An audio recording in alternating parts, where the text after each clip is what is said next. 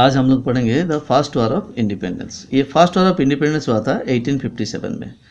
Some Indian nationalist इसको क्या क्या नाम पर बुलाए हैं फर्स्ट वॉर ऑफ इंडिपेंडेंस को। कोई कोई बोलते हैं it is the great uprising of 1857, कोई कोई बोलते हैं इट इज़ ए सिपाही वॉर, जनरल सिपाही। सिपाही मीन्स द नेटिव सोल्जर, जो कि देश का सोल्जर थे उस समय। Okay, the sipahi war. And some will be say that it is the first war of independence इसीलिए बोला जाता है क्योंकि millions of Indian took part in this war. Millions of Indian यहाँ पर पार्टिसिपेट किए थे।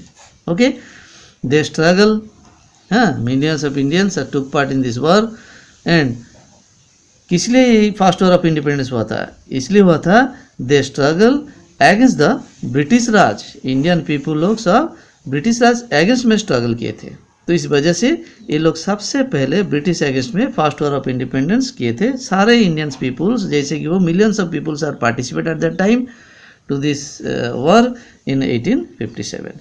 ओके, इसका क्या क्या कॉज है? जो कॉज होता है ये बहुत इंपॉर्टेंट कॉज है, जो जिस वजह से कि first war of independence Indian लोग करने के लिए बाउंड हो गए, सिपाही लोग करने के लिए बाउंड हो गए ब्रिटिश अगेंस्ट में।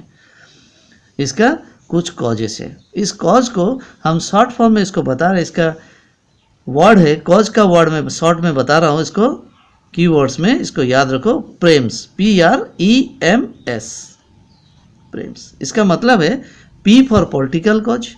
Okay, this is the political cause. A भी एक कॉज है जो कि फर्स्ट वॉर ऑफ इंडिपेंडेंस के लिए सपोर्ट किया था।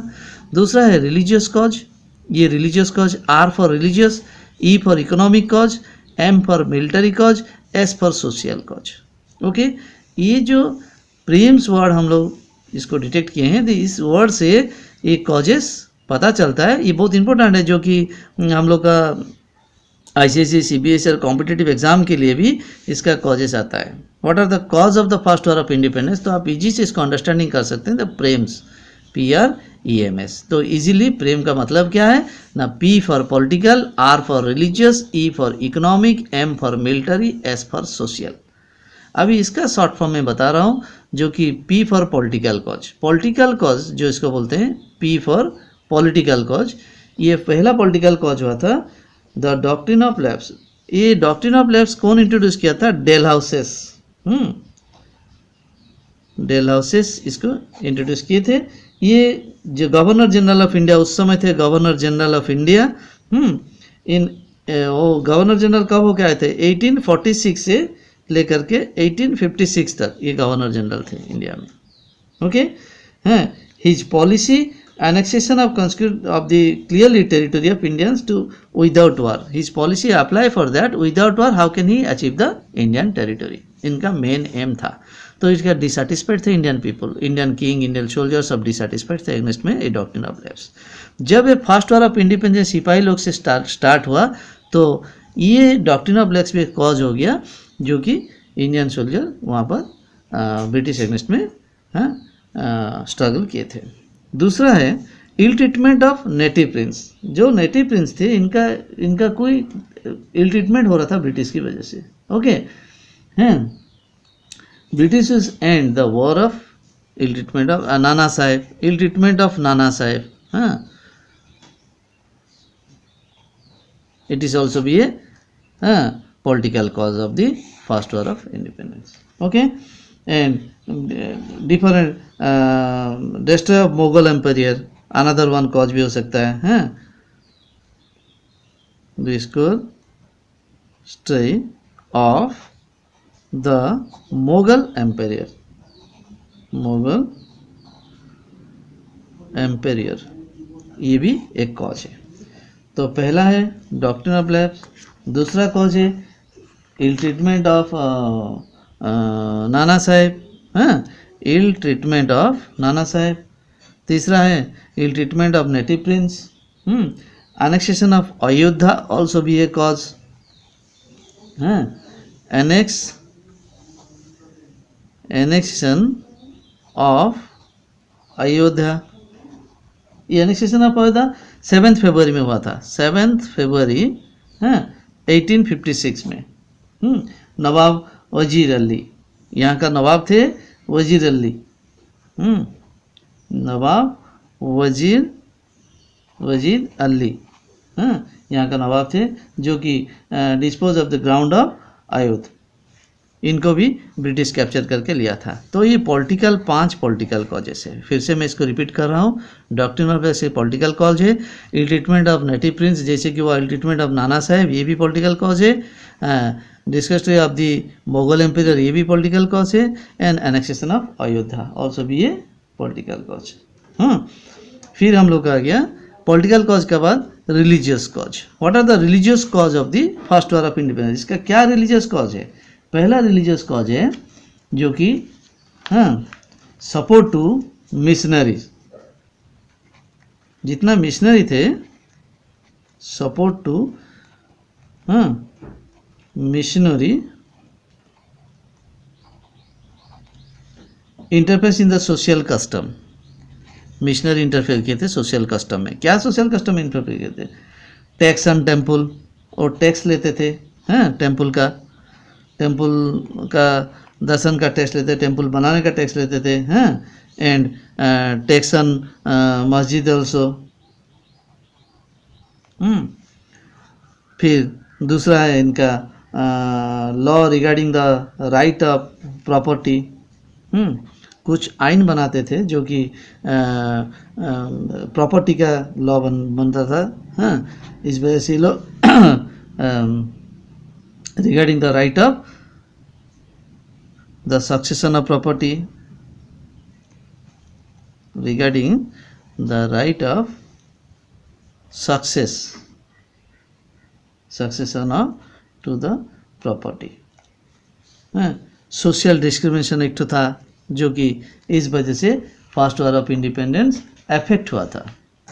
सोशल डिस्क्रिमिनेशन ऑल्सो भी a cause of that first war of independence. Law interfere with the religious and custom of the people.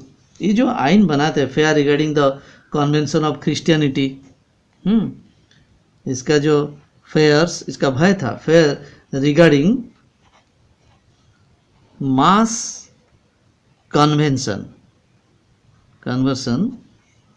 To Christianity.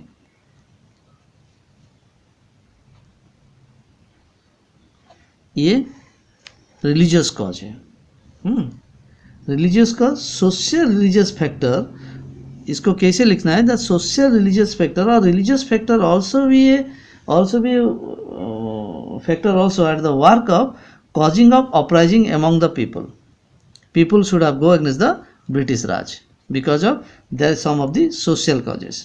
जैसे support of the missionaries, more support of the missionaries, introduce of the Bible, law that interfere with the religious and custom of the people, law that interfere with the religious and custom of the people also, widow remarriage, ये भी एक social religious cause है। देखो window remarriage, जो उस समय window को remarriage के लिए हिंदू सोसाइटी में नहीं चाहते थे तो ब्रिटिश इंट्रोड्यूस किए थे विडो रीमैरेज के लिए। विडो रीमैरेज एक्ट एक पास हुआ था, इस वजह से भी वो ब्रिटिश अगेंस्ट में गए थे, जो कि responsible cause for the first war of independence, social responsible cause. Railway and introduction of railway are एक कॉज है। Introduction of railway and telegraph, ये भी एक तो कॉज है, जो कि religious factor for that they feel that if loss of the railway and telegraph were be took down upon the means of break of social order and caste of rule. In the railway compartment, people of the all castes had to be sit together. This was the regarding the attempt of the interfere of the cause of rule, and the caste rules also be break down. Maybe they possible, but how could the telegraph result is the loss of caste and difficulty to understand it. So this is the cause of religious cause. For that, the people should have uprising against the British rule. Okay. Now और एक तो क्या था, religious हो गया। अभी हम लोग देखेंगे इकोनॉमिक कॉज। कौन कौन सा इकोनॉमिक कॉज है जो कि फर्स्ट वॉर ऑफ इंडिपेंडेंस में इफेक्ट हुआ था।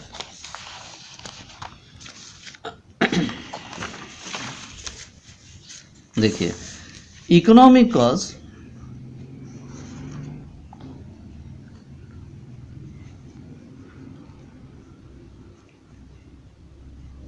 economic cause also be the first war of independence. पहला है point one, first one economic cause, exploitation of India, exploitation of India, ये पहला है। हाँ, mass unemployment also be a cause of that. Okay, तीसरा unhappy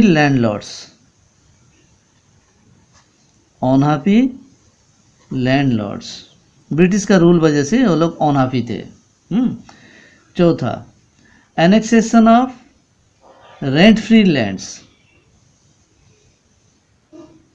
annexion of rent free lands also be a cause of economic dissatisfaction. Loss of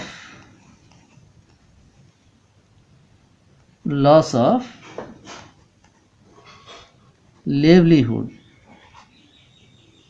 especially for the big famine time.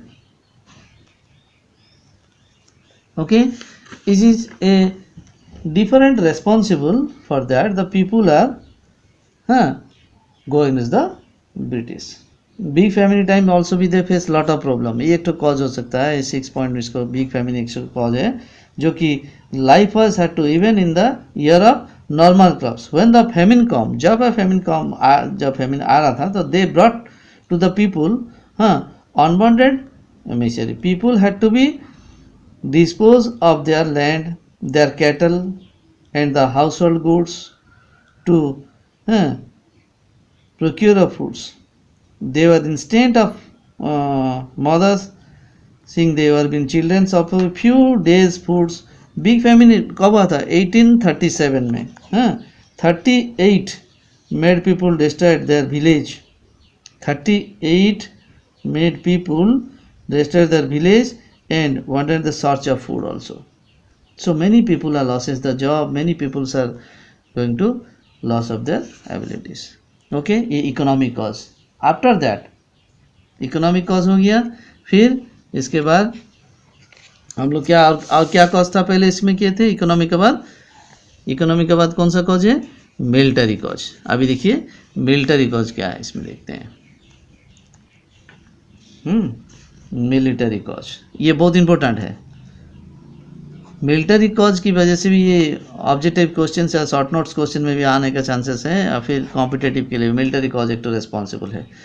जब military सिपाही revolution को 1857 revolution is a sipahi revolution, why did he say? The great uprising of 1857 and also some will be say it is a sipahi revolution, the native of soldiers, mainly it was depends on sipahi revolution because the first war of independence everybody should have known and this other name called as a सिपाही revolution.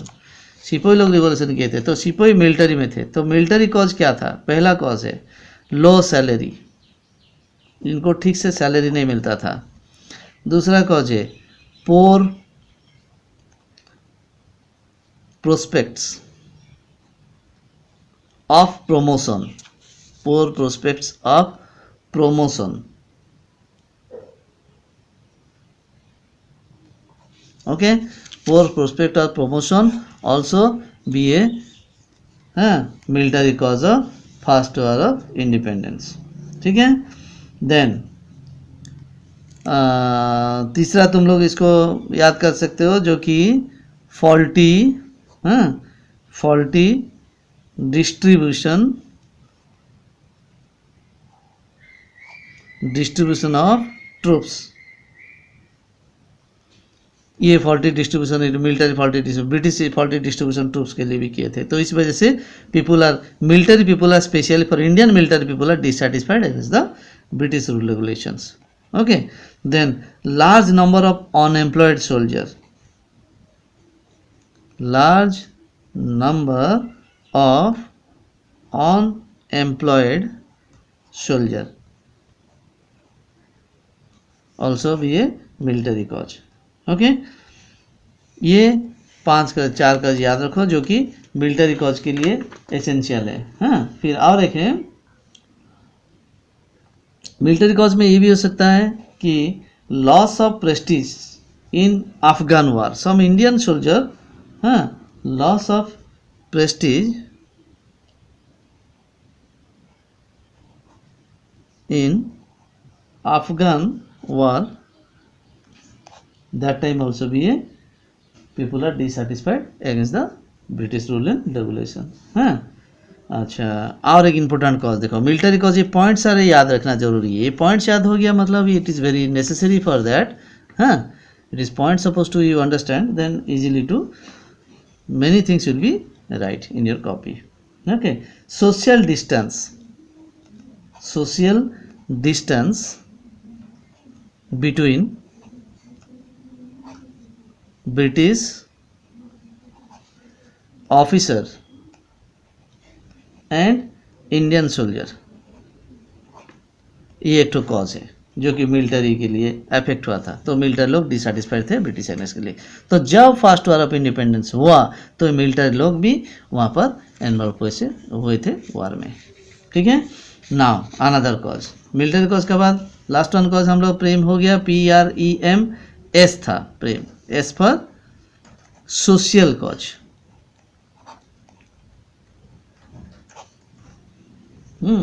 Some social cause also be a responsible for social cause also be a responsible for first war of independence।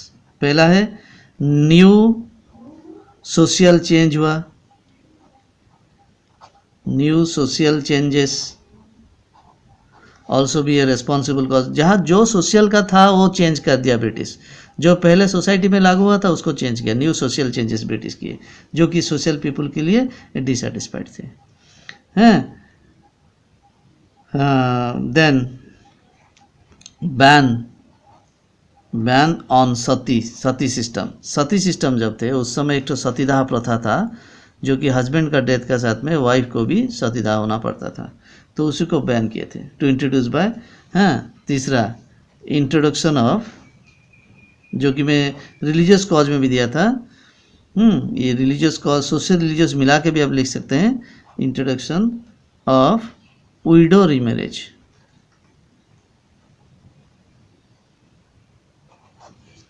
ये 3-4 social responsible cause है जो कि इसमें ज़्यादातर fight against the British army. Okay, all this Indian people should have dissatisfied with the British rule and regulations. Military cause में एक तो immediate cause भी इसमें आता है जो कि और एक तो मैं इसको इंट्रोड्यूस कर दे रहा हूँ। जो इमीडिएट कॉज है ये बहुत इंपॉर्टेंट है। इमीडिएट कॉज ये एक लास्ट कॉज है लेकिन ये बहुत इंपॉर्टेंट कॉज है, इस वजह से शायद फर्स्ट वॉर ऑफ इंडिपेंडेंस हुआ था फर्स्ट। तो पहला इमीडिएट कॉज है, the immediate cause of war independence was introduce by Enfield rifle. Enfield rifle, the place of the Enfield rifle उसका कॉज है। इसमें क्या हुआ ना, एक तो एनफील्ड राइफल ब्रिटिश दिए थे जो कि इंडियन सोल्जर लोगों को एनफील्ड राइफल दिया गया था। सारे सोल्जर ब्रिटिश का जितना सोल्जर थे वहाँ पर इंडियन सोल्जर भी थे, तो उनको ये राइफल दिया गया था जो यूज करने के लिए। इसमें old iron made brown brass guns है। ये एक तो ओल्ड है, आयरन का एक तो था, old iron made brown base guns थे। ठीक है, ब्राउन बेस गन्स। ओके, वहाँ पर एक तो जो ब्राउन बेस गन है, यहाँ पर एक गोली भरने के लिए जो ब्राउन बेस गन में गोली भरा जाता था, the cartridge to be use for the Enfield rifle, जो कार्ट्रिज इसको यूज किया गया था, use for the Enfield rifle were greased with the fat of cows and pig. वहाँ पर जो गोली दिया जाता था एनफील्ड राइफल के अंदर में जो गोली भरा जाता था वो एक मैसेज था कि इसमें काव और पिग का फैट से इसका कवर बनाया गया है। गोली से गोली भरने से पहले उसका कवर को दांत से निकाला जाता था, फिर राइफल के अंदर घुसा के उसको फायर किया जाता था। तो एक तो जैसे मिस मैसेज हुआ है कि ये शायद काव एंड पिग्स का फैट से बनाया गया है। Cow as no and sacred of Hindu and Muslim was considered to the pig unclean. So that's why the information about the great carcass spread like a wildfire and the whole Bengal army was seized with the panic. एक तो panic चालू हो गया इसके अंदर में, जो कि ये शायद धर्म नष्ट के लिए ब्रिटिश जानबूझ के उसमें काव और पिग का स्किन से उसको बनाया गया है गोली को। जो गोली इस राइफल के अंदर भरने से पहले उसको दांत से निकाला जाता था उसका कवर को, फिर राइफल के अंदर भरा के उसको फायर किया जाता था। तो इस वजह से उनका शायद जात धर्म नष्ट होता था बोल के ये फायर इन्वेस्ट किए थे। तो Enfield rifle is the immediate cause of the first war of independence. Okay, next class हम लोग इसके नेक्स्ट यूनिट में जाएंगे, what are the consequence of it.